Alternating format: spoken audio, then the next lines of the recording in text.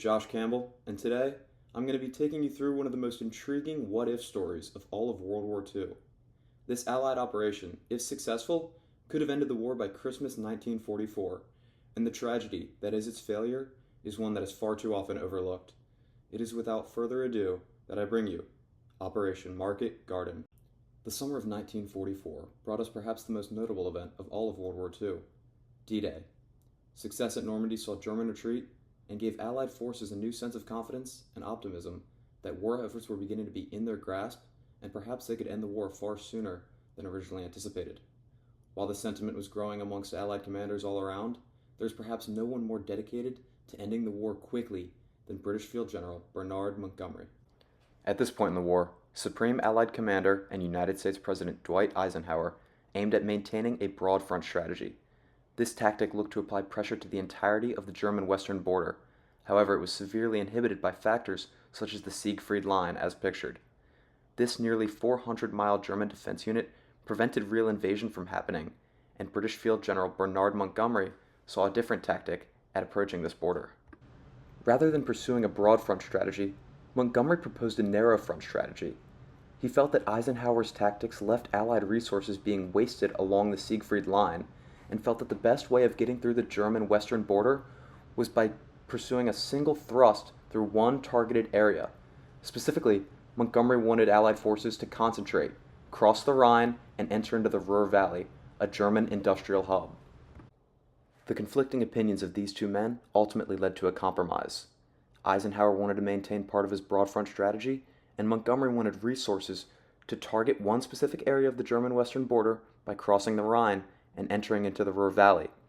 Around September 12th, Eisenhower agreed, and the compromise was set in motion. This compromise is what was to be known as Operation Market Garden. The name Operation Market Garden was derived from the two-pronged approach at which this offensive would occur. As a means of capturing roughly 60 miles of trail above the Siegfried Line, Operation Market was the airborne aspect of this plan, which saw 3 different paratrooping divisions landing in 3 key cities, capturing bridges necessary for this invasion. The United States 101st Airborne Division dropped at Eindhoven. The United States 82nd Airborne Division would be dropping at Nijmegen. And the last leg of this airborne division for Operation Market would be the British 1st Division dropping at Arnhem. Operation Garden focused on the ground invasion of this, which would feature the British 30th Corps advance, which could only be made possible if each 3 airborne divisions captured their objectives successfully. After being given less than a week to prepare and train for this daring mission, Operation Market Garden officially began on September 17, 1944.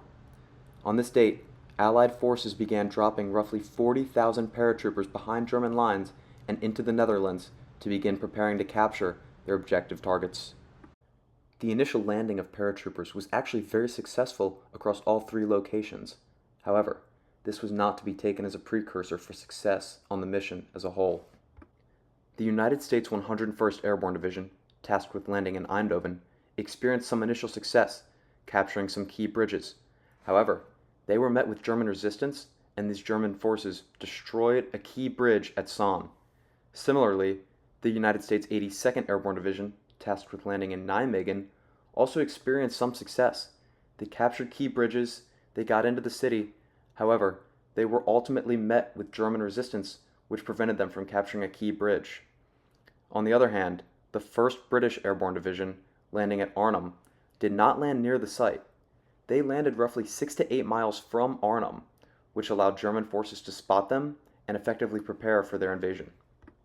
Unfortunately for the paratroopers part of the British 1st Airborne Division dropping near Arnhem, the German forces which spotted them were part of an elite SS Panzer Division that had been reorganizing near the Arnhem area and coincidentally were preparing for this exact type of airborne assault. This intelligence mishap proved to be only one of the obstacles that the British 1st Airborne Division was going to have to face if they were to hold Arnhem. On top of this, their radios proved to be inadequate. Poor weather and lacking British air support meant that they would not receive reinforcements for a couple of days when it was originally anticipated that they would receive them within 24 hours. Now more than ever, time was of the essence for Allied forces. With only the 2nd Battalion of the British 1st Parachute Brigade reaching Arnhem, This group, led by Lieutenant Colonel John Frost, was not going to be able to hang on long.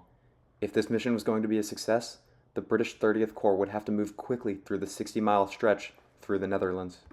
Once the British 30th Corps began its march upward through the Netherlands, another major gap in Allied intelligence revealed itself. Allied commanders had not anticipated the landscape of the Dutch grounds. They proved to be soft and muddy, which, as one can imagine, is not ideal for a tank to move through, much less a group of tanks. This led to all of the British 30th Corps having to move in a single file line through what was dubbed Hell's Highway. As we've previously touched on, German SS Panzer divisions were located throughout this region of the Netherlands, unanticipated or just ignored by Allied forces. With panzer divisions placed throughout this 60-mile stretch through the Netherlands, British forces were forced to go perpendicular to these anti-tank units, allowing them to be picked off one by one, and in some cases, fully slaughtered. On September 17th, the thought possessed by Allied officers was that Eindhoven would be captured, Nijmegen would be captured, and there would be a rapid advance northward through the Netherlands from the British 30th Corps. However, several key bridges being destroyed at Eindhoven and Nijmegen, combined with the factor that Hell's Highway was severely holding back the British 30th Corps, meant that John Frost and the much smaller portion of the British 1st Battalion would have to hold onto Arnhem for roughly 4 days and 4 nights. This meant that a smaller force was going to have to hold Arnhem for a much longer time, and if you've been following along up to this point, you can tell that this is not a recipe for success.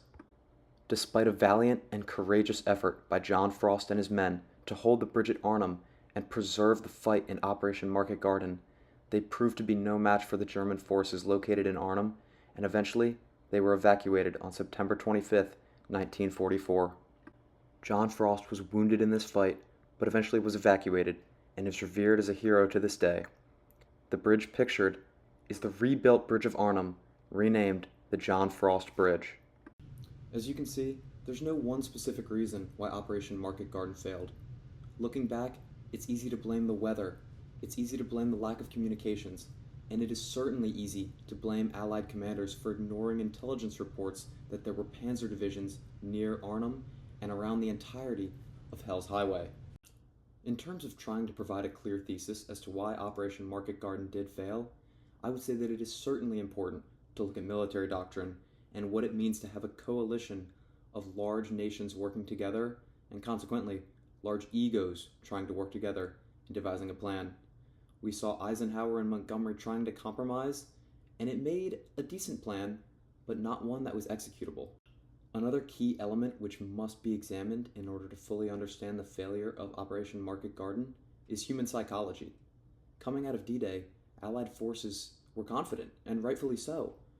But in my opinion, this became overconfidence very quickly, and this overconfidence clouded the judgment of Allied leaders. The clouded judgment possessed by Allied leaders at this time caused them to do a couple things. One being, they underestimated the German forces they were up against. Seeing the retreat at D-Day, they thought they had them against the ropes, when in fact, this was anything but the case. Another thing they did was that they stuck to a plan that was far too rigid. When they received intelligence reports, they did not think anything of them, and they felt as if they had to stick to the plan, when in reality, they did not. And lastly, and one I believe that is the most significant outcome of Operation Market Garden's failure, is the ultimate creation of a plan that was in fact just a bridge too far.